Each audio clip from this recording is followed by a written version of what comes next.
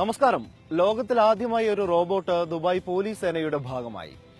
തൊപ്പിയും യൂണിഫോമും ഒക്കെ ധരിച്ച് തനി പോലീസ് ഉദ്യോഗസ്ഥന്റെ വേഷത്തിലെത്തുന്ന റോബോകോപ്പിനെ ഷോപ്പിംഗ് മാളുകളിലും വിനോദസഞ്ചാര കേന്ദ്രങ്ങളിലും ഇനി മുതൽ കാണാം.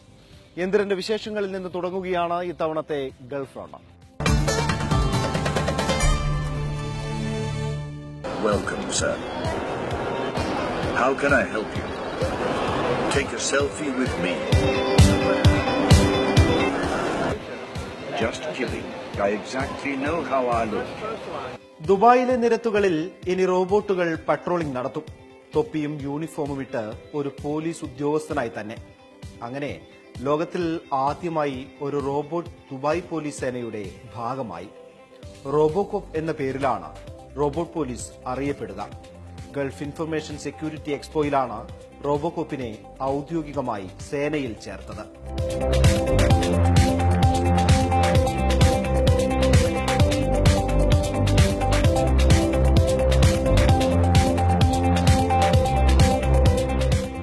സമീപത്ത് നോട്ടക്കാരില്ലെന്ന് കരുതി പാർക്കിംഗ് ഫീസ് നൽകാതെ കടന്നു കളയുന്ന ശീലമുള്ളവർ ഇനി കുടുങ്ങും.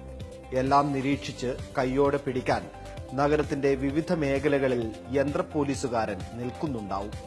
തിരക്കേറിയ മാളിൽ കുറ്റകൃത്യത്തിന് ശ്രമിച്ച് മുങ്ങാൻ നോക്കുമ്പോൾ കുത്തിനു പിടിക്കുന്നതും ഇനി യന്ത്രനാവും. 5 അടിയോളമാണ് റോബോകോപ്പിന്റെ ഉയരം. ഭാരം 100 കിലോയോളം വരും.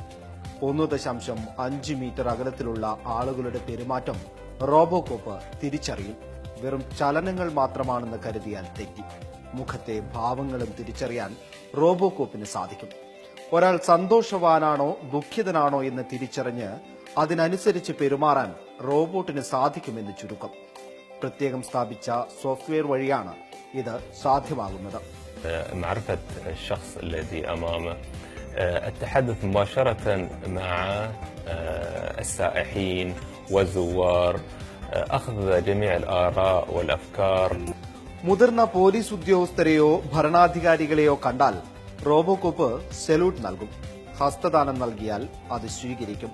അങ്ങനെ മികച്ച സംവിധാനങ്ങളോടെയാണ് ലോകത്തിലെ ആദ്യത്തെ യന്ത്ര പോലീസ് ഉദ്യോഗസ്ഥൻ ജോലി തുടങ്ങിയത്.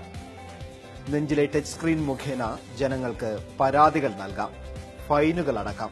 വഴികളെക്കുറിച്ചോ നിയമങ്ങളെക്കുറിച്ചോ സംശയങ്ങളുണ്ടെങ്കിൽ അത് ചോദിച്ചറിയുകയുമാവാം. ഇതുപോലെ. You've got really pretty eyes. Oh my God. Did you grow up around here? Yeah. ഇപ്പോൾ അറബിയിലും ഇംഗ്ലീഷിലും സംസാരിക്കുന്ന റോബോകോപ്പ് വൈകാതെ സ്പാനിഷും റഷ്യനും ചൈനീസും ഫ്രഞ്ചുമെല്ലാം പഠിക്കും. ഏറ്റവും കൂടുതൽ ഇന്ത്യൻ സമൂഹമുള്ള സ്ഥിതിക്ക് ഹിന്ദി വരെ സംസാരിച്ചേക്കാം. മാളുകളിലും വിനോദസഞ്ചാര കേന്ദ്രങ്ങളിലുമായിരിക്കും ആദ്യഘട്ടത്തിൽ റോബോ പോലീസിനെ നിയോഗിക്കുകയെന്ന് ദുബായ് പോലീസ് സ്മാർട്ട് സേനാ വിഭാഗം ഡയറക്ടർ ജനറൽ ബ്രിഗേഡിയർ ഖാലിദ് അൽ റസൂഖി പറഞ്ഞു. آلية إلكترونية ذكية تم برمجتها من قبل موظفي شرطة دبي، فاستطاعت الرجل الآلي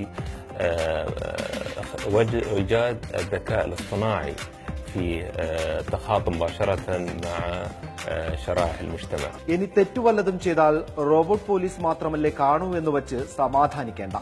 ഘടിപ്പിച്ചിരിക്കുന്ന ക്യാമറ മുഖേന ചുറ്റുവട്ടത്തെ വിവരങ്ങളെല്ലാം പോലീസ് കൺട്രോൾ റൂമിലെത്തുകയും ചെയ്യും. മനുഷ്യരെ പോലെ ക്ഷീണം ബാധിക്കില്ല എന്നതിനാൽ വർഷത്തിൽ എല്ലാ ദിവസവും 24 മണിക്കൂറും സേവനമുണ്ടാകും.